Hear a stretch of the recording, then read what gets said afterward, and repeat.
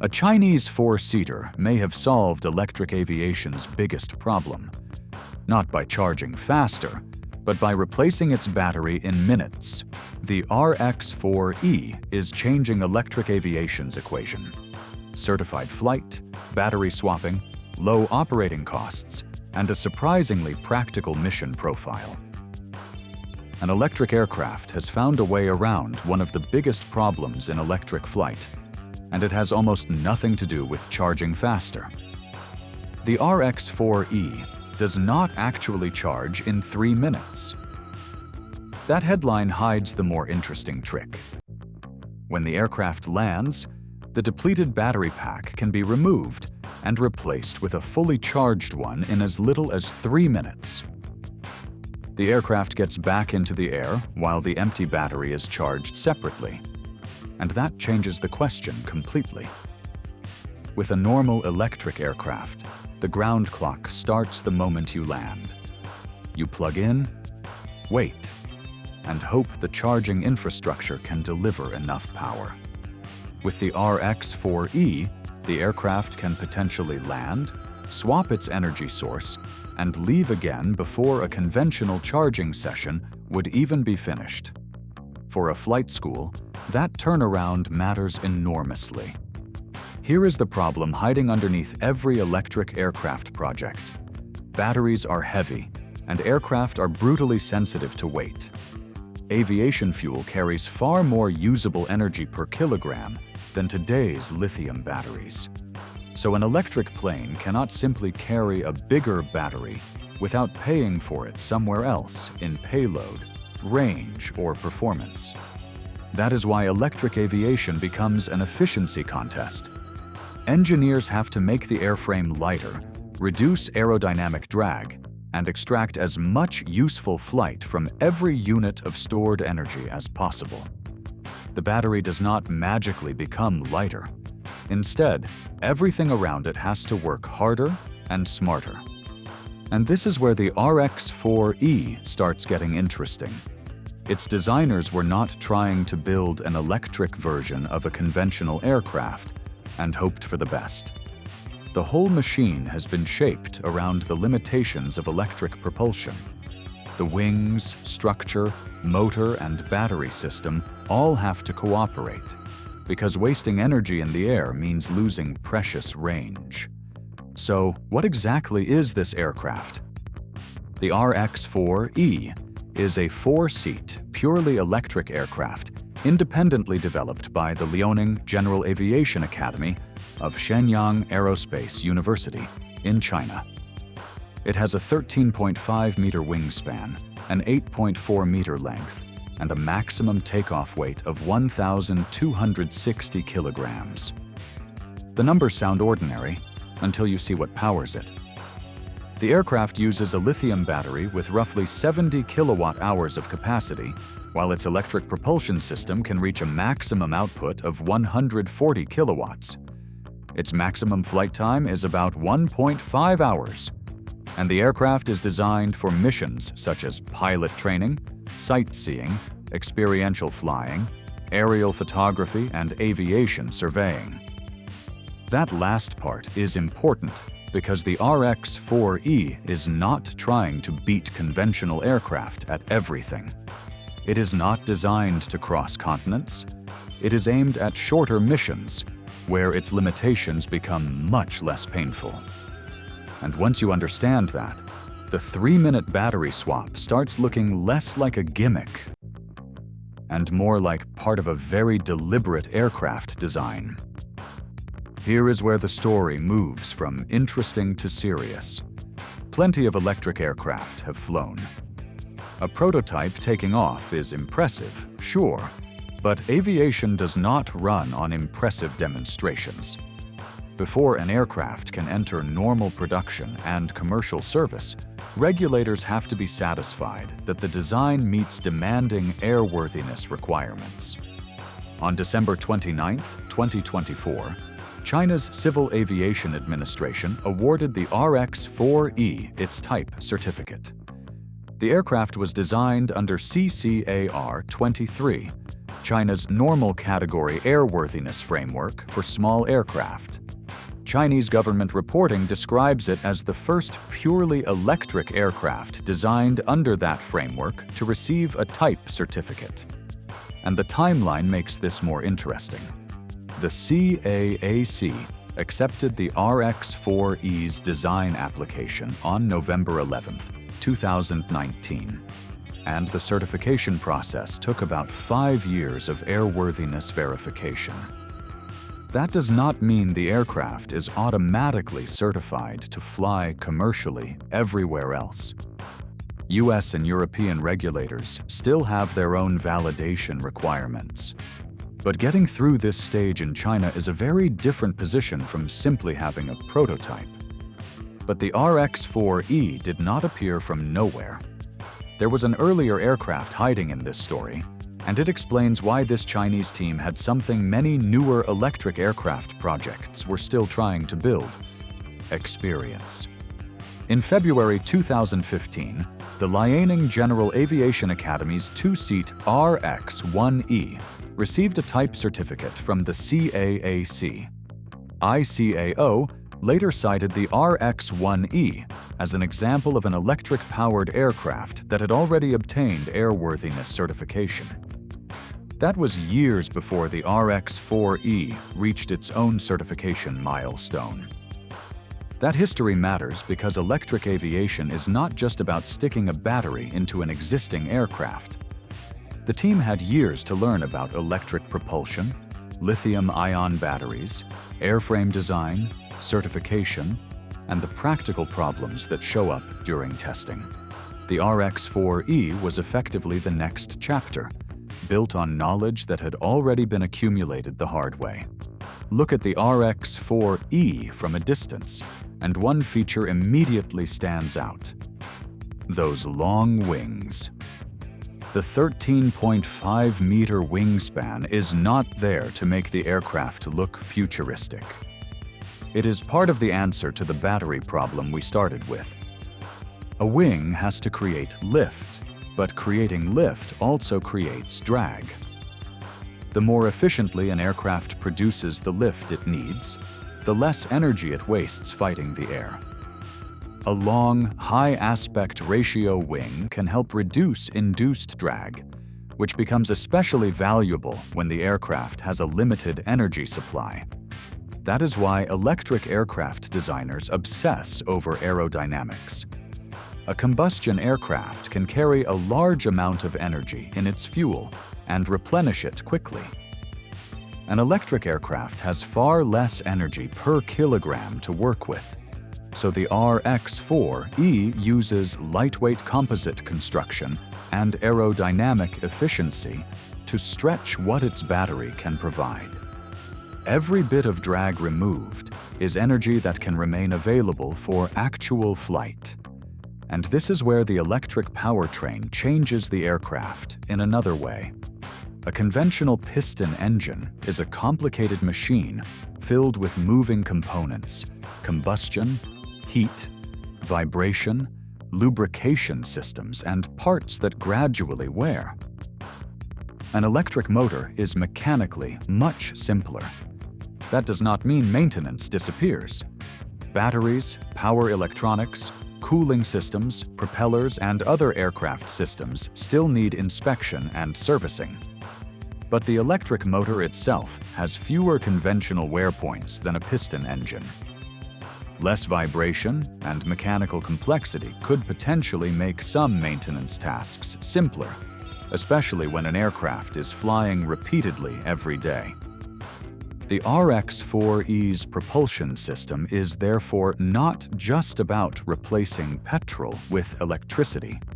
It is about changing the entire energy pathway. Electricity goes into the battery feeds the motor, and the motor turns the propeller.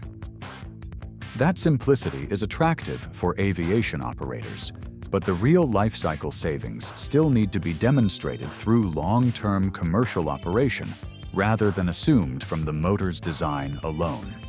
The RX-4E's biggest innovation may not be its electric motor, but what happens after landing. Its rear battery compartment allows a depleted pack to be exchanged for a charged one, with the reported swap taking as little as 3 minutes. For a training aircraft, this could dramatically improve turnaround time. Instead of waiting beside a high-power charger, ground crews can install a charged battery while the depleted pack recharges separately. The aircraft can then prepare for another flight almost immediately. This could also matter at smaller or remote airports, where installing powerful charging infrastructure may be difficult or expensive. Battery swapping allows spare packs to be charged gradually while another battery powers the aircraft, spreading electricity demand over time rather than requiring huge bursts of power. That makes the 3-minute charge slightly misleading. The battery still takes time to recharge. What takes 3 minutes is the energy turnaround. And that distinction could determine whether electric aircraft become practical for demanding, repetitive flight school operations. Now the question becomes brutally simple. What does it actually cost to keep one of these aircraft flying? The Cessna 182 remains the familiar benchmark. It is proven, widely supported, and capable of long flights. But its piston engine burns aviation fuel every hour it operates. Add fuel, maintenance, engine reserves, insurance, and other expenses, and the economics become difficult for high-utilization operators. The RX-4E attacks that equation from the other direction. Electricity replaces aviation fuel, while the electric powertrain eliminates many of the mechanical systems found in a piston engine. Volar has promoted direct operating costs in the region of $40 to $60 per flight hour, compared with roughly $150 to $250 for a Cessna 182 in the scenario described in the original material. But there is an important catch. Those RX-4E figures are advertised or company-provided estimates, not an independently verified universal operating cost. And this is where the aircraft's intended customer starts to make much more sense. A flight school does not need every aircraft to fly hundreds of kilometers between distant cities. Most training missions begin and end at the same airport, with students practicing takeoffs, landings, maneuvers, and navigation within a relatively compact area. That makes the RX-4E's shorter range much less damaging than it would be for private owners who want to travel long distances. The bigger questions become turnaround time and cost. If a battery can be exchanged quickly, the aircraft can potentially return to training while another battery charges. But schools will still have to discover how battery degradation behaves under repeated daily cycles, and how much replacement packs ultimately cost. This is not necessarily an aircraft that needs to replace every conventional four-seater. Its more obvious opportunities are shorter missions, pilot training, sightseeing, aerial photography, surveying, and potentially regional air taxi operations. Volar has also discussed uses including medical evacuation, supplies, and surveillance. Those applications all share one thing. The mission can be short enough for the aircraft's range to make sense. And that opens some interesting possibilities in Southeast Asia, island communities, and remote regions where short connections matter more than long-distance cruising. But these should be treated as potential markets, not proof that the RX-4E has already achieved large-scale adoption there. The real test will be whether operators can make these missions work reliably, repeatedly, and economically outside controlled demonstrations. Then came a detail that changed the story. Someone actually ordered the aircraft.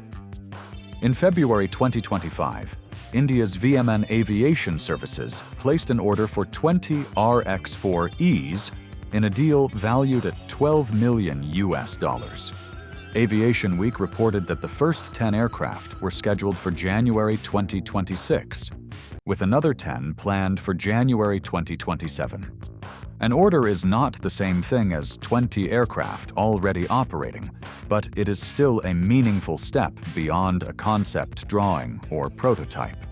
Someone has put a commercial commitment behind the idea, and suddenly the RX-4E is no longer just asking, could electric aviation work? It is asking the much harder question, can we turn a certified aircraft into a real business? Volar Air Mobility is positioning the RX-4E as a commercial aircraft, not simply another Chinese engineering project. In Abu Dhabi, Volar and Innovartic Investment formed a joint venture to explore commercializing the RX series in the UAE, with plans discussed for initial production of around 30 aircraft and eventual expansion toward 200 over 5 years. However, these remain targets rather than proof of a fully operational production network. International certification presents another major challenge. A Chinese type certificate does not automatically open American or European markets. The FAA and CAAC have bilateral safety arrangements for aircraft validation, while the EU-China Bilateral Aviation Safety Agreement provides a framework for European approvals. Still, validation is not automatic certification. The RX-4E must satisfy each authority's requirements. And that makes comparisons with the Cessna 182 complicated. The Cessna benefits from decades of ecosystem advantages, trained pilots and mechanics, established parts suppliers, fuel infrastructure, insurance familiarity, and widespread operational experience. The RX-4E also cannot match the Cessna's mission profile. Its roughly 300-kilometer range and around 200 km/h cruise speed make it attractive for short missions, but not for the long-distance trips a conventional touring aircraft can handle. The real competition is therefore not aircraft versus aircraft everywhere. It is mission versus mission. But the excitement needs a reality check. How quickly will the battery lose capacity under intensive flight school use? How many cycles will operators get? What happens in extreme heat or cold? How much payload remains after accounting for the battery? And what happens when replacement packs are needed thousands of kilometers from the manufacturer? There are also less glamorous challenges: spare battery logistics, maintenance training, parts availability, international certification, insurance, and resale value. A 3-minute swap is impressive only if a charged spare battery is ready. The real breakthrough is not faster charging. It is separating flying time from charging time. One battery can power the aircraft while another charges on the ground. Combine that with a certified airframe, roughly 300 kilometers of claimed range, conventional fixed-wing design, electric propulsion, a growing order book, and potentially lower operating costs, and the opportunity becomes clearer. Electric aviation may first succeed on short, repetitive missions, where its limitations matter least. The RX-4E's real test now begins, moving from certification to reliable production, international validation, and sustained commercial operations. Volar says it won the 2025 Aero Friedrichshafen E-Flight Award. But recognition alone cannot prove success. The real evidence will come from operators using it in real conditions. The key question is whether its 3-minute battery swap makes electric aviation practical enough to buy. The RX-4E does not prove electric aircraft are ready to replace every conventional plane. It proves something more interesting.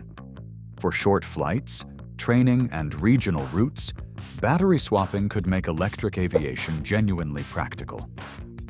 The next test is no longer whether the aircraft can fly, but whether the business model can scale globally.